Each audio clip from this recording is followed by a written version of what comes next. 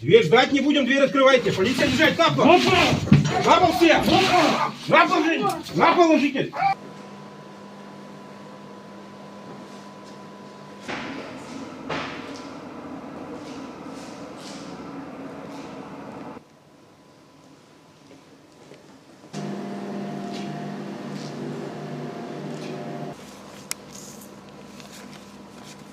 Так, 500.